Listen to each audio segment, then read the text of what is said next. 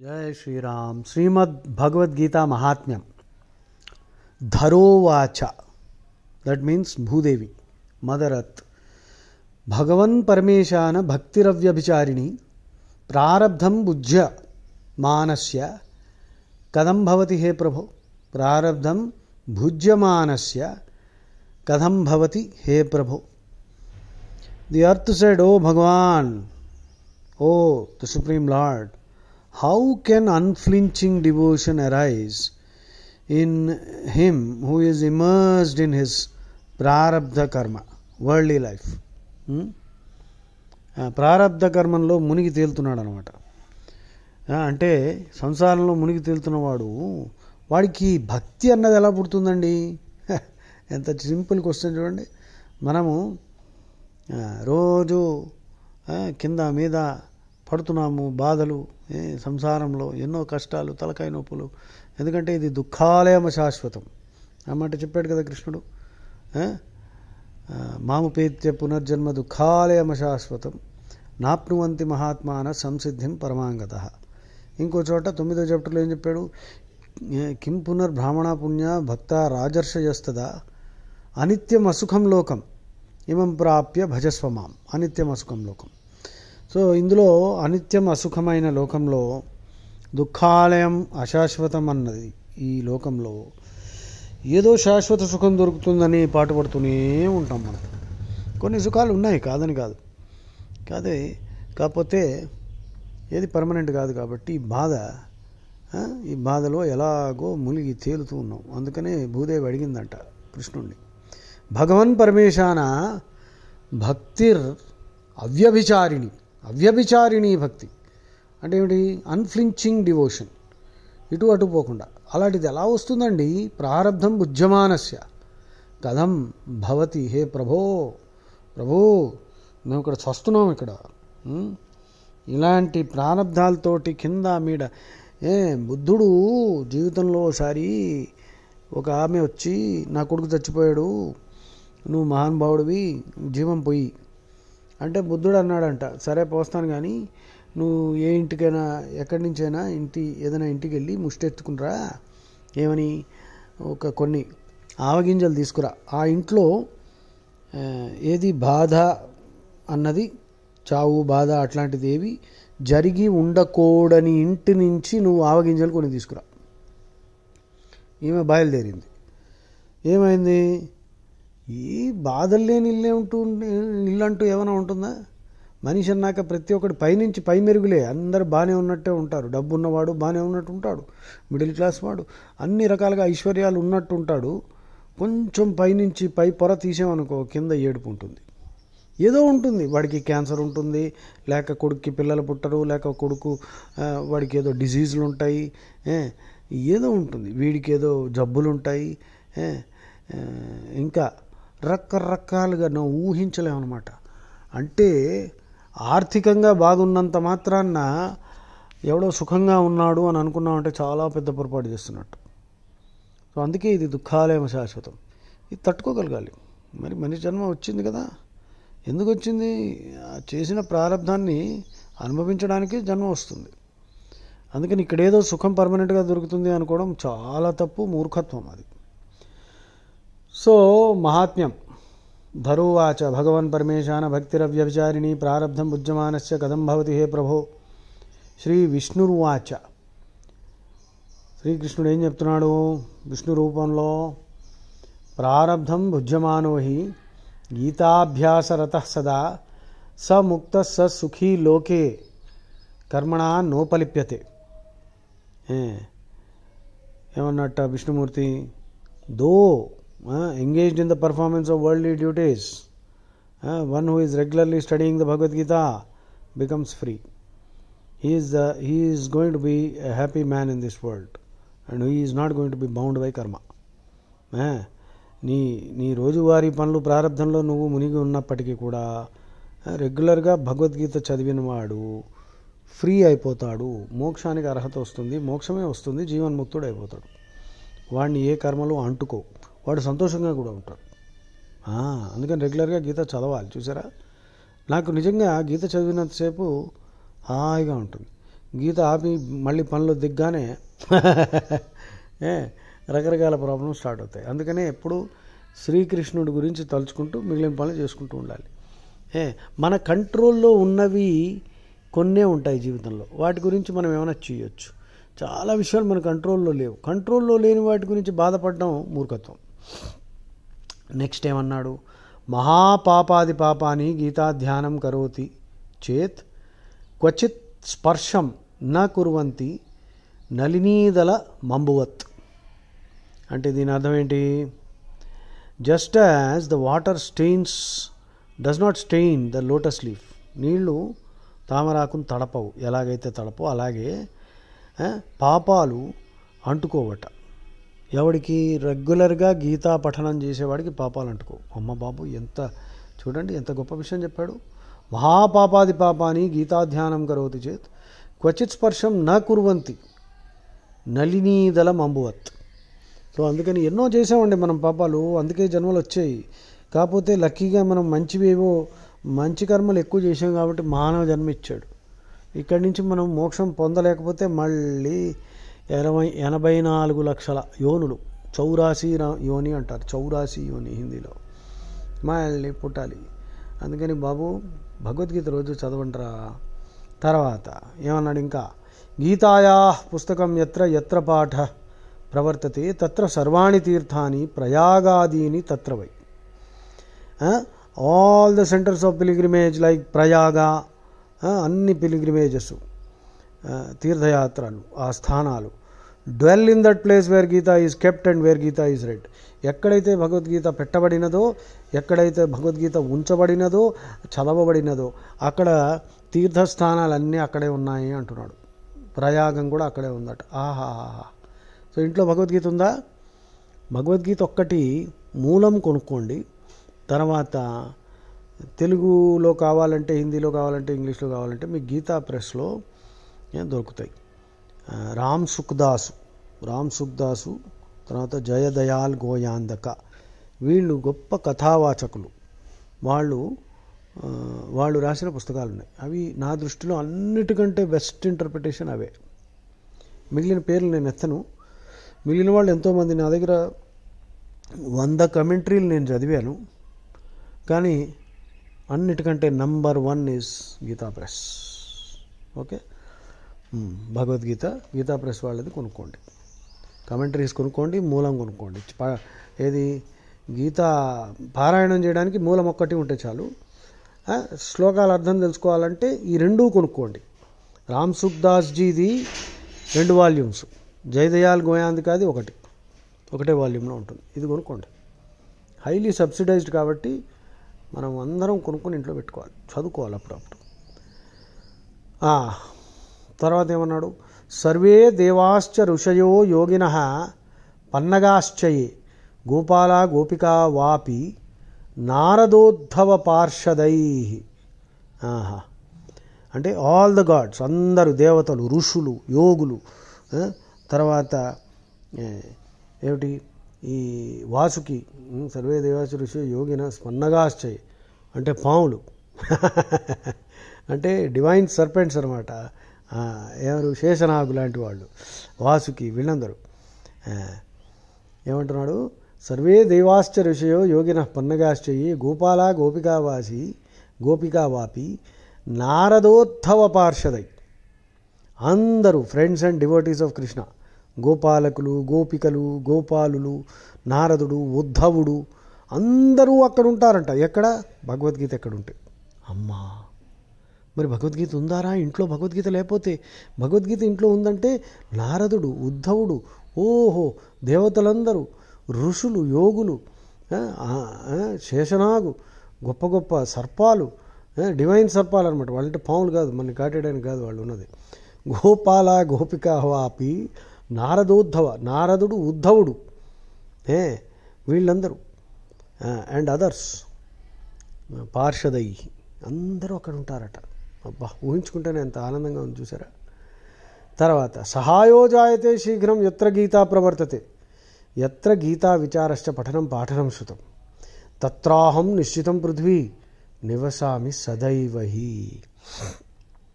ఏమన్నాడు, Help comes quickly where the Gita is recited. And, oh, Mother Earth, I ever dwell where it is read, heard, taught and contemplated upon. ఏమన్నారు చూసారా? భగవద్గీత ఎక్కడ చదవబడితే అక్కడ శీఘ్రంగా సహాయం దొరుకుతుంది. ఎక్కడి నుంచి వస్తుందో తెలియదు అనమాట. నారాయణుడు కృష్ణుడు ఏ రూపంలో వచ్చి సహాయం చేస్తాడో నువ్వు చెప్పలేవు. మళ్ళీ చెబుతున్నా, సహాయో జాయతే శీఘ్రం ఎత్ర గీతా ప్రవర్తతే ఎత్ర గీతా విచారశ్చ పఠనం పాఠనం శృతం తత్రాహం నిశ్చితం పృథివీ నివసామి సదైవహి. ఎక్కడైతే చదవబడుతుందో, వినబడుతుందో, చెప్పబడుతుందో, దాని గురించి ఆలోచన మంథన చేయబడుతుందో అటువంటి జగాలో నేను ఎప్పుడూ ఉంటాను హామీ ఇచ్చాడు శ్రీకృష్ణుడు. తర్వాత గీతాశ్రయేహం తిష్టామి గీతామే చోత్తమం గృహం గీతాజ్ఞానముపాశ్రిత్య త్రీన్ లోకాన్ పాలయామ్యహం. గీతాలోనే నేను ఉన్నాను. Gita is my highest abode. I run and protect all creation with the knowledge of the Gita. మొత్తం అనంతకోటి బ్రహ్మాండాన్నంతా గీతా యొక్క జ్ఞానంతో నడుపుతున్నాను. తర్వాత గీతామే పరమా విద్య, గీతామే పరమా విద్య బ్రహ్మరూపా న సంశయ అర్ధమాత్రాక్షరా నిత్య స్వానిర్వాచ్య పదాత్మికా. The Gita is my highest science which is the form of Brahman. Gita me Parama Vidya Brahma Rupa na samshaya, without any doubt. If you have any doubt, Bhagavad Gita, Gita me Parama Vidya Brahma Rupa, Brahma, Brahman, Bhagavantudi Rupamura Bhagavad Gita ante Ardhamatra Akshara Nitya Swanirvachya Padatmika. The Gita is the highest science, is my highest science, which is undoubtedly and doubtlessly of the form of Brahman, the eternal, the Ardhamatra of the Pranava. Ardhamatra means Pranava, Omkaram. The Anirvichanayamaina Atma Yokka Tejomaya Swarupam annadi. The ineffable splendor of the self anamata. Chudandi. Gita me Parama Vidya Brahma Rupa na samshaya Ardhamatra Akshara నిత్య స్వానిర్వాచ్య పదాత్మిక. Next చిదానందేన కృష్ణేన ప్రోక్త స్వముఖతో అర్జునం వేదత్రయీ పరానంద తత్వార్థ జ్ఞాన సంయుత. అంటే శ్రీకృష్ణుడు మాట్లాడిన మాటలు అన్నమాట ఇవన్నీ. It was spoken by Shrikrishna, the Paramatma, Parama Purusha, Uttama Purusha, the all knowing, to Arjuna. It contains the essence of the Vedas, the knowledge of reality, and it is joy personified, supreme bliss. Chidanandena Krishnena ప్రోక్త స్వముఖతో ఆయన మాట్లాడేది. అంటే వేదం కంటే గొప్పదన్నమాట. శ్రీకృష్ణుడి నోటి నుంచి వచ్చిన మాటలు కాబట్టి అంత గొప్ప. వేదం కంటే గొప్ప స్థానం దీనికి. వేదత్రయీ పరానంద తత్వార్థ జ్ఞాన సంయుత. యో అష్టాదశ జపో నిత్యం నరో నిశ్చల మానస జ్ఞాన సిద్ధిం స లభతే తతో యాతి పరం పదం. దీని మీనింగ్ ఏమిటి? He who recites the 18 chapters of the Bhagavad Gita daily, 18 చాప్టర్లు భగవద్గీత రోజు చదివితే ప్రశాంతమైన, with a pure and calm unshaken mind, he will attain perfection in knowledge and reach the supreme goal. సాయుజ్య, సాలోక్య, సారూప్య, సామీప్య, మోక్షం దొరుకుతుంది అని చెప్తున్నారన్నమాట ఇక్కడ. ఏది? యో అష్టాదశ జపో నిత్యం నరో నిశ్చల మానస జ్ఞానసిద్ధిం స లభతే. జ్ఞానసిద్ధి దొరుకుతుంది. తతో యాతి పరంపదం. పరమపదం కూడా దొరుకుతుంది. అంటే పరమపదం అంటే ఏమిటి? మోక్షం. వైకుంఠం లోకంలో, గోలోకంలో శ్రీకృష్ణుడితోటి సహస్రారే మహాపద్మే కృష్ణేన సహమోదతే. పాఠే సమగ్రే సంపూర్ణే తతో అర్థం పాఠమాచరేత్ తదా గోదానజం పుణ్యం లభతే నా అత్ర సంశయః. If a complete reading is not possible, even if only half is read, సగం చదివిన, he attains the benefit of giving a cow as a gift. There is no doubt about this. సగం చదివిన 18 కాకపోతే 9 చాప్టర్లు చదివినా సరే గోదానం చేసినంత పుణ్యం దొరుకుతుంది. త్రిభాగం పఠమానస్తు గంగాస్నాన ఫలం లభేత్, షడంశం జపమానస్తు సోమయాగ ఫలం లభేత్. He who recites only 1/3 of it, 1/3 అంటే 6 చాప్టర్లు చదివితే ఏమిటి గంగా స్నానం చేసిన పుణ్యము, 1/6 అంటే 3 చాప్టర్లే చదివామనుకో సోమయాగం చేసినంత పుణ్యం వస్తుందంట. ఎంత చక్కగా చెప్తున్నారు చూడండి, అదనమాట. నెక్స్ట్, ఏకాధ్యాయంతు యో నిత్యం పఠతే భక్తి సంయుతః రుద్రలోకమవాప్నోతి గణో భూత్వా వసేచ్ఛిరం. ఏది that person who reads one chapter, one discourse with supreme faith, ఏకాధ్యాయం with supreme faith, శ్రద్ధతోటి భక్తితోటి చదివితే రుద్రలోకానికి వెళ్తాడు. అక్కడ శివగణాల్లో గణం అవుతాడనమాట. You will become a member of Shiva's gana. Oh my God, what a wonderful feeling. Just imagine, శివగణాల్లో మనకి ఏమిటి ఇస్తారనమాట position. You will become Shivagana. Okay, so you are now Shivagana. ఏది ఒక్క చాప్టర్ అయినా చదువురా బాబు. అండ్ అక్కడ శివగణాలతోటి శివుడితోటి ఓహో ఎన్నో వేల సంవత్సరాలు ఆనందంగా ఉంటావట. ఏది ఒక్క అధ్యాయం చదివితే. ఏకాధ్యాయం తు యో నిత్యం పఠతే భక్తి సంయుతః రుద్రలోకమవాప్నోతి గణో భూత్వా వసేచ్ఛిరం. అధ్యాయం శ్లోకపాదం వా నిత్యం యః పఠేత్ నరః సయాతి నరతాం యావన్ మన్వంతరం వసుంధరే.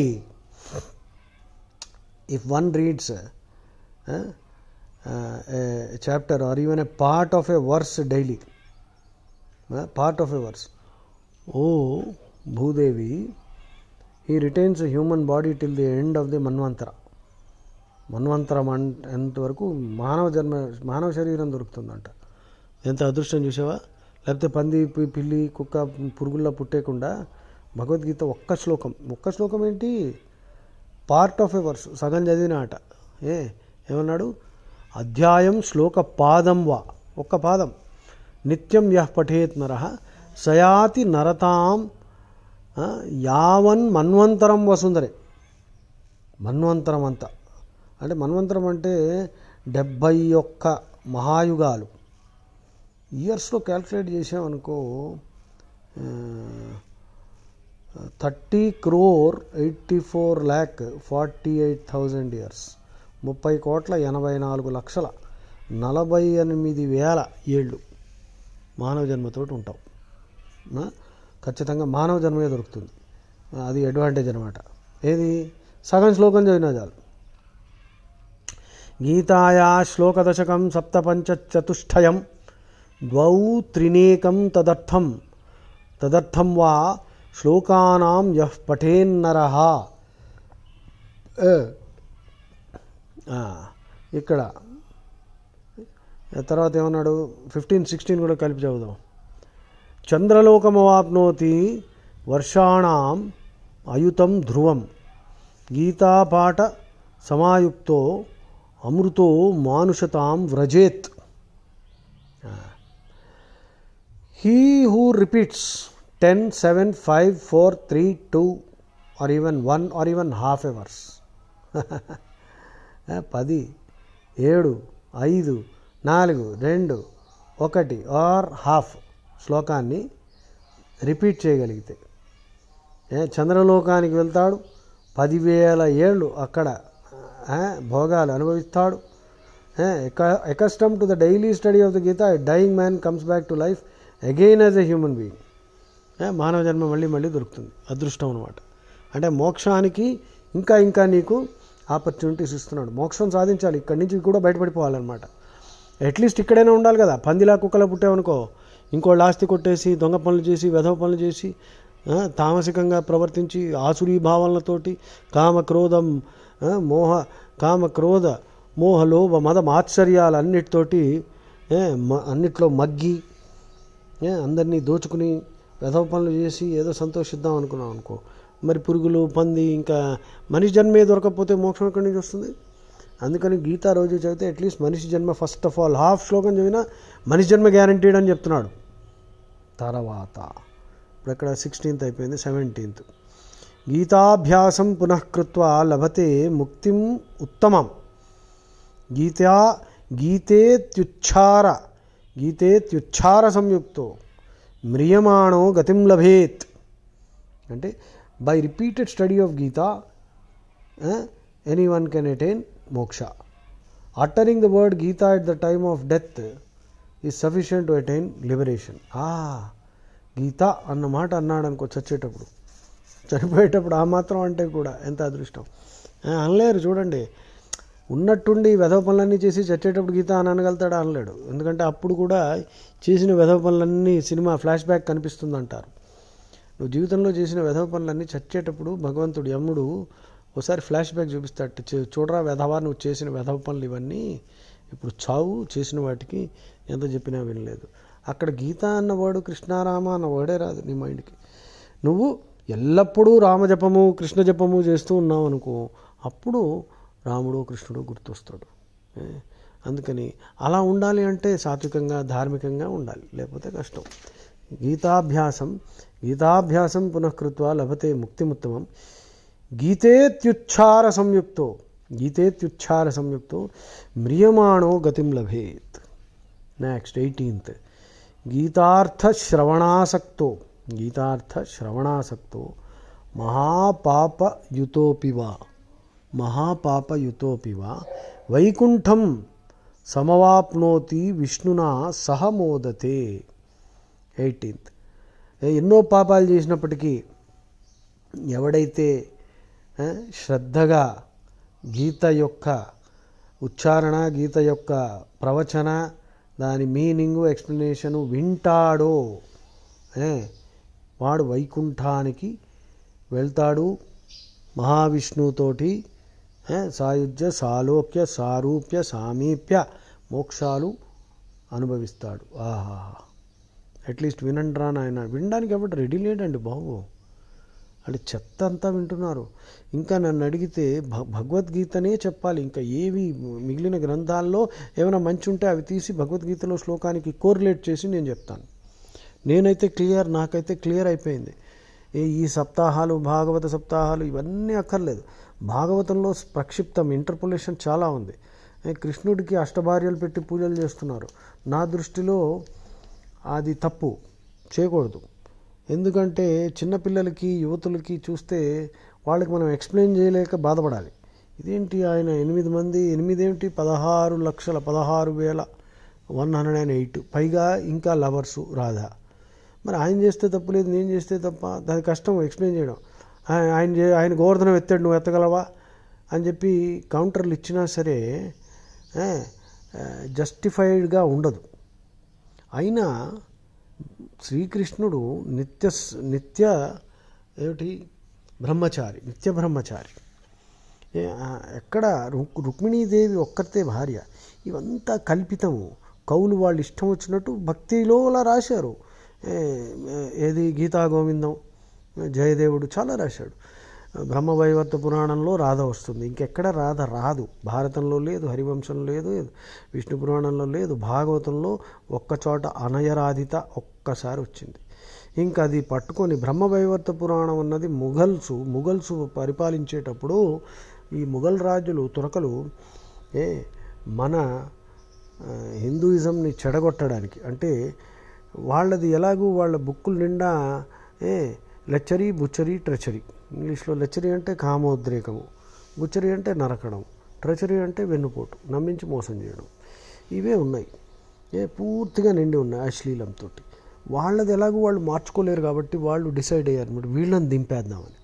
సో మన మీదే అసహ్యం పుట్టేటట్టు రకరకాల తిట్లు, రకరకాల సినిమాల్లో భారతాన్ని వక్రీకరించి సినిమాలు తీస్తున్నారు చూడండి. భారతం ఎన్నోసార్లు తీశారు, రామాయణం తెలుగు సినిమా వాళ్ళు ఇప్పుడు ఇష్టం వచ్చినట్టు వక్రీకరించారు. మనము కొంత ఇమాజినేషన్ వాడి మార్పులు తీసుకురావచ్చు, తప్పేం లేదు. ఎంతవరకు అది కరెక్ట్ అంటే ఫండమెంటల్ ప్రిన్సిపల్స్ని వైలేట్ చేయకూడదు. కానీ ఫండమెంటల్ ప్రిన్సిపల్స్ని వైలేట్ చేస్తూ, కృష్ణుణ్ణి దూషిస్తూ, రాముణ్ణి దూషిస్తూ, దుర్యోధనుడిని పొగుడుతూ, ఇలాగా రావణాసురుడు గొప్పవాడని, నేను రావణాసురుడు ఫ్యాన్ అని కొంతమంది, రావణాసురుడిని పూజించాలని కొంతమంది, ఇలాగా ఈ విధంగా ఇట్లాంటివన్నీ తీసుకొస్తున్నారు. ఎందుకు? అప్పుడు హిందువులు కన్ఫ్యూజ్ అయిపోయి అసలు తెలుసుకోకుండా వ్యధవల్లా తయారవుతారన్నమాట. ఆ ఉద్దేశంతో ఇవన్నీ చేస్తున్నారు. అందుకని నేను చూశాను చాలా చోట్ల శ్రీకృష్ణుడి విగ్రహం పెట్టి ఇటు అటు నలుగురు గోపికలు, అటు నలుగురు గోపికలు, పక్కన రాధాకృష్ణులు. తప్పుగా అర్థం చేసుకోవద్దు నేను అంటున్నది. రాధ అంటే జీవాత్మ, సీత జీవాత్మ, రాముడు పరమాత్మ. జీవాత్మ పరమాత్మ అనాదిగా మిత్రులు. ద్వాసుపర్ణా సయుజా సఖాయా సమానం వృక్షం పరిషస్వజాతే తయోరన్య పిప్పలం స్వాద్వతి అనశ్నన్నన్యో అభిచాకశీతి. వేదం అంటే పరమాత్మ, జీవాత్మ, మనము ఎటర్నల్ ఫ్రెండ్స్ అనమాట, ఎటర్నల్ కంపానియన్స్. మనని విడదీయలేరు ఎవరు. సో రాధ అన్నది జీవాత్మకి సంకేతం, అంతే, అంతవరకే. భక్తితోటి చాలా రాశారు, అవన్నీ తప్పేం లేదు. కానీ ఇప్పుడు అష్టభార్యల్ని పెట్టి 16,108 భాగవతంలో మరి నారదుడు ఇంతమంది భార్యలను ఈయన ఎలా మేనేజ్ చేస్తున్నాడని వెళ్తే ప్రతి ఇంట్లో కృష్ణుడు కనిపించాడట. అది బాగానే ఉంది, నాకేం పర్వాలేదు. శ్రీకృష్ణుడు పరమాత్మ కాబట్టి ఆయనకు ఉండే సిద్ధులు శక్తులు ఎటువంటివి ఏమన్నా చేయగలడు. సో అంతవరకు భక్తి మనకి పుట్టేటట్టుగా పనికొస్తుంది. కానీ ఇప్పుడు రుక్మిణి ఒక్కర్తే భార్య బాబు అని చెప్తూ ఉండగా ఇవన్నీ పెడితే చిన్నప్పుడు ఉండే పిల్లలకి ఇది అర్థం కాదు. అది పెద్ద అయిన తర్వాత వాళ్ళు అవి చదువుకుని ఓహో ఇది మనం ఇలా అర్థం చేసుకోవాలి అని వాళ్ళకే అర్థమవుతుంది. అప్పుడు మనం చెప్పినా వింటారు. అందుకని ఈ అష్టభార్యల విగ్రహాలు పెట్టి పూజలు చేసి అప్పుడు వాడు అనుకుంటాడు ఇదేమిటి, అందుకని కష్టం, అందుకని ఇది ఆపాలి. దీని బదులు ఏం చేయాలి? అసలు జీవితంలో మెయిన్గా ఏం కావాలి? నీకు గీతా జ్ఞానం కావాలి. గీత పూర్తిగా అర్థమైతే నువ్వు జీవితంలో పెద్ద పెద్ద సంకటాలు, ప్రాబ్లమ్స్ను అన్నిటినీ ఎదిరించగలిగి సక్సెస్ఫుల్గా అవ్వగలుగుతావు.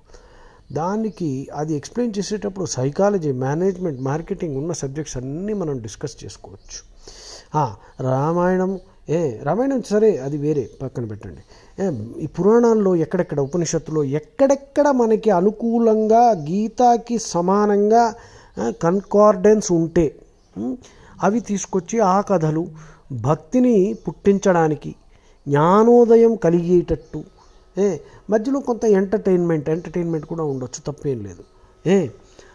అంతవరకు వాటిని సబ్సిడరీస్, వాటిని సప్లిమెంట్ చేయడానికి వాడాలి తప్ప నా దృష్టిలో 7 రోజులు కూర్చుని భాగవతము అవన్నీ సరే. ముసలి వాళ్ళకి బహుశా ముసలి వాళ్ళు అంటూ ఎవడు ఉండడండి సీరియస్గా. అందరూ చనిపోయేంత వరకు. ఇప్పుడు మన మోడీ గారు చూడండి, ఆయన 75 ఏళ్ళు ఎలా పనిచేస్తున్నాడు, 4 గంటలు పడుకుంటాడు.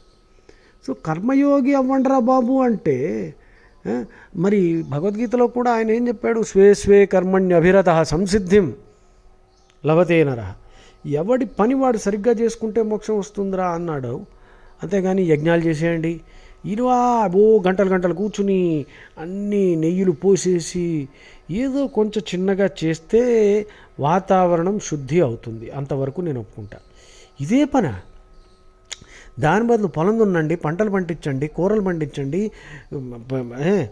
తినుబండారాలు పండిస్తే నలుగురికి భోజనాలు పెట్టచ్చు.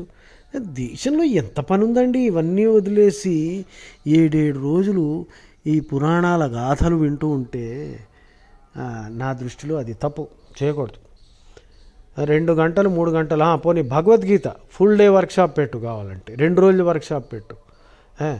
సంక్షిప్తంగా భగవద్గీతలో కూడా సంక్షిప్తంగా చెప్పచ్చు. ఎందుకంటే ఆ మాట కృష్ణుడే అన్నాడు. కృష్ణుడు ఉత్తర గీతంలో ఏమన్నాడు తెలుసా?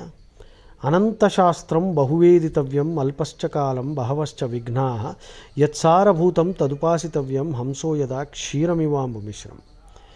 కృష్ణుడు ఏమన్నాడు? అనంత శాస్త్రాలు అనంతంగా ఉన్నాయి, టైము సరిపోదు, టైము లేదు, కలియుగంలో ఎప్పుడు పోతావో తెలీదు. అనంతశాస్త్రం బహువేదితవ్యం, తెలుసుకోవాల్సింది చాలా ఉంది.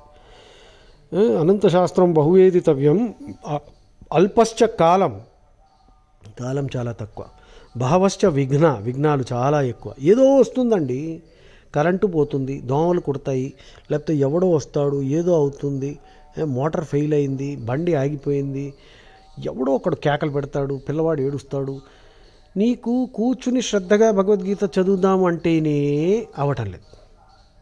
నువ్వు 7 రోజులు కూర్చుని ఈ సప్తాహాలు, గంటలు నెయ్యిలు పోసేసి ఇవన్నీ అవసరమా? ఆలోచించుకో. సో మరి నేనంటలేదు, ఇవన్నీ కృష్ణుడే అంటున్నాడు. కృష్ణుడు ఉత్తరగూతులో ఇంకా ఎన్నో శ్లోకాలు చెప్తాడు. ఇవన్నీ ఆపండిరా బాబు, ఆ యుగాల్లో సరే యజ్ఞాలు చేసుకునేవారు, అక్కడ పర్వాలేదు. కలియుగంలో టైం లేదని చెప్తూ ఉంటే వినకుండా కోపాలు తెచ్చుకుంటే నన్ను ఏమంటారు? నన్ను అనకండి, కృష్ణుడు అంటున్నాడు ఇవన్నీ. ఇంకా శ్లోకాలు చాలా ఉన్నాయి, కృష్ణుడు డైరెక్ట్గా చెప్తున్నాడు ఇవన్నీ ఆపండిరా బాబు అని. సో అనంతశాస్త్రం బహువేదితవ్యం, అల్పశ్చ కాలం, బహవశ్చ విఘ్న, యత్ సారభూతం తదుపాసితవ్యం, హంసో యదా క్షీరమివాంబు మిశ్రం. అంటే హంసలాగా సారము తీసుకోవాలి, అంతేగాని మొత్తం అన్నీ చదువుతా అంటే అవ్వదు, జీవితం సరిపోదు, అసలు నువ్వేం పనికి కూడా పనికి రాకుండా పోతావు. సో ఎక్కడాగేం బాబు? 18కి వచ్చామా? గీతాశ్రవణ. గీతార్థశ్రవణాసక్తో మహాపాపయుతోపివా వైకుంఠం సమవాప్నోతి విష్ణునా సహమోదతే. ఓకే, అదైపోయింది. 19 గీతార్థం ధ్యాయతే నిత్యం కృత్వా కర్మాణి భూరిశః జీవన్ముక్తః స విజ్ఞేయో దేహాంతే పరమం పదం.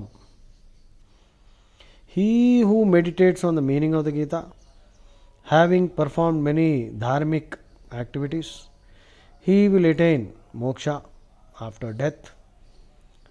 Such an individual should be considered a Jivan Mukta.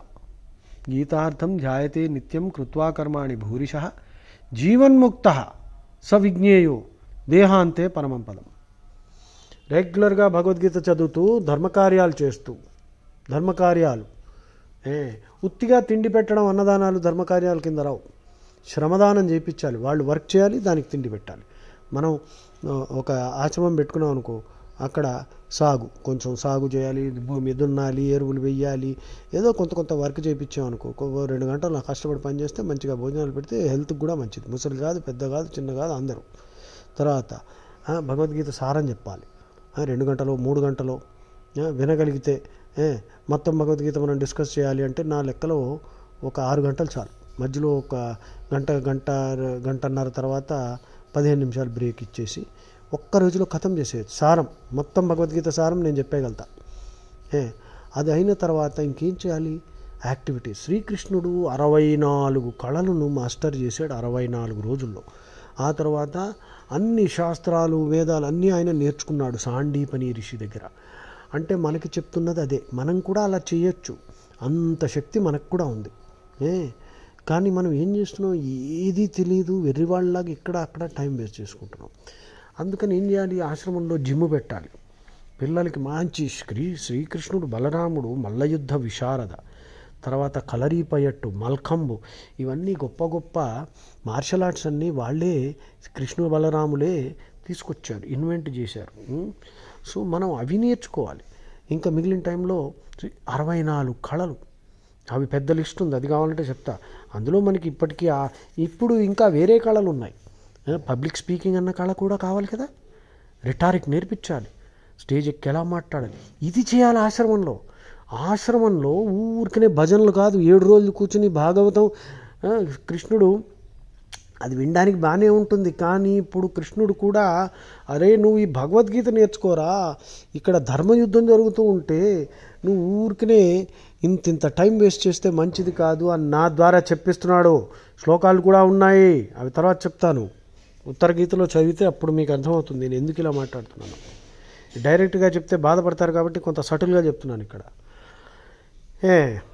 Gym, ఆశ్రమంలో జిమ్ ఉండాలి, పెయింటింగ్ క్లాసులు ఉండాలి. అంటే మానవాళికి పనికొచ్చే స్కిల్స్ ఏవేమి ఉన్నాయో, ఎవడెవడికి ఏ స్కిల్స్లో యాప్టిట్యూడ్ ఉందో వాటిలో ట్రైనింగ్ ఇస్తే అది నిజమైన ఆశ్రమము. అంతేగాని ఆశ్రమం అంటే శుభ్రంగా తినేసి 24 గంటలు ఏవో యోగా పోజులు పెట్టేసి యోగా కొంత చేయొచ్చు. 24 గంటలు అదే ఊరికనే భజనలు, టైం వేస్ట్. పనులు జరగాలి, ఇక్కడ పనులు ఉన్నాయి నాయన. స్వచ్ఛ భారత్ కూడా చేయాలి, క్లీన్ చేయాలి. ఎంత వాతావరణం ఎంత దరిద్రంగా తయారు చేశారు, క్లీన్ చేయాలి. ఇది యజ్ఞం అంటే. So next 20. గీతాం ఆశ్రిత్య బహవో భూభుజో జనకాదయ నిర్ధూత కల్మషా లోకే గీతాయాతాః పరం పదం. 20th. In this world, those who take refuge in the Gita, great kings like Janaka and other great kings and others reached the highest state, moksha, and they were purified of all papams. Adi Gītāṁ āśritya bahavo bhūbhujo janakādayah nirdhūta kalmashāloke gītāyātā param padam. Next. Gītāyāh patanam krutva mahatmyam naiva yah pathet వృధా పాఠో భవేత్ తస్య శ్రమ ఏవ హ్యుదాహృతః. ఎవరైతే మహాత్మ్యం చదవరో, భగవద్గీత చదివిన తర్వాత వాళ్ళకి benefits అన్నీ దొరకవు. అందుకని మహాత్మ్యం కూడా చదవాలి. ఎంత గొప్పగా చెప్పాడు చూడండి. మహాత్మ్యం చదవాలి. చదివితే ఇప్పుడు రిపీటెడ్గా చదువుతూ ఉంటే ఈ ఐడియాస్ కూడా మనకి ఇంకుతాయి, సింక్ అవుతాయి బుర్రలోకి. అమ్మా ఇంత బెనిఫిట్ ఉంది, అప్పుడు కానీ నువ్వు చెయ్యు. మనిషికి ఏంటంటే మనం అన్ని విషయాలు మర్చిపోతున్నాం, పనికిరానివన్నీ గుర్తుంటాయి, పనికొచ్చేవేది మర్చిపోతున్నాం. అందుకని ఈ మాట కూడా చాలా గొప్ప మాట ఇది. గీతాయా పఠనం కృత్వా మహాత్మ్యం నైవయః పఠేత్. మహాత్మ్యం చదవకపోతే వృధా పాఠో భవేత్ తస్య శ్రమ ఏవ హ్యుదాహృత. నీ శ్రమ అంతా వేస్ట్ అయిపోతుంది. అందుకని గీత మహాత్మ్యం చదవాల్సిందే. తర్వాత ఏతన్మహాత్మ్య సంయుక్తం గీతాభ్యాసం కరోతి యః స తత్ఫలం అవాప్నోతి దుర్లభాం గతిమాప్నుయాత్. 22 ఏమంటున్నారు ఇక్కడ? 22లో వన్ హూ స్టడీస్ ద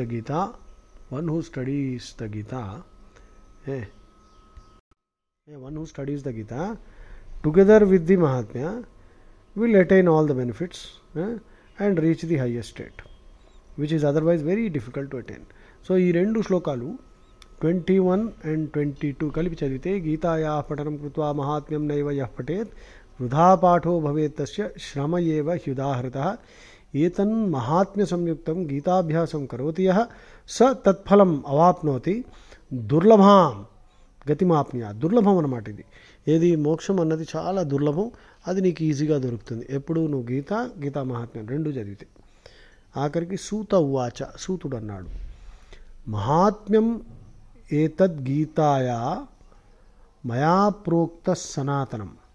మహాత్మ్యం ఏతద్గీతాయా మయా ప్రోక్త సనాతనం గీతాంతే చ పఠేద్యస్తు యదుక్తం తత్ఫలం లభేత్. సూత ఉవాచ. The greatness or the Mahatmya of Gita, which is eternal, as narrated by me, should be read at the end of the study of the Gita, and the benefits, the fruits mentioned therein will be obtained. Iti Srimad Bhagavad Gita Mahatmyam Sampurnam. Iti Sri Varaha Purane Sri Gita Mahatmyam Varaha Puranamlo vachindannamata. So Sauti is actually the narrator, Ugrashrava. His actual name is Ugrashrava. He was the son of Romaharshana or Lomaharshana. Lomaharshana basically means a person who is such a wonderful kathavajak, raconteur, a bard of Puranic literature. Bard, B-A-R-D. Bard means a poet, great poet. Bard, B-A-R-D. Who writes epics. So Lomaharshana or Romaharshana was such a great kathavachak raconteur that people used to feel horripilation when they listen to him. They get goosebumps or goose pimples. And his son was also a Suta. That means Sauti, that means he is a narrator. Both father and son were great narrators. Ugrashrava is actually the Suta, who is narrating the Mahabharata to Janmejaya. No, Shaunaka Rishi in Naimisharanyam. Vaishampayana narrates to Janmejaya. Okay, so anyway, Suta is Ugrashrava, who is the son of Romaharshana. And whenever you hear the word Suta, that means you must remember it is Ugrashrava, who was a great raconteur, Kathavachak, and he was the son of Lomaharshana or Romaharshana. And so Suta is confirming this Suta Uvacha Mahatmyam etad Gitaya Maya Proktam Sanatanam. I have been reciting this Gita, and Gitante cha Patedyastu Yaduktam Tatphalam Labhet. Those who read the Gita Mahatmyam at the end of the Gita narration, they will attain all the benefits and attain moksha. Jai Shri Ram. Om Shanti Shanti Shanti.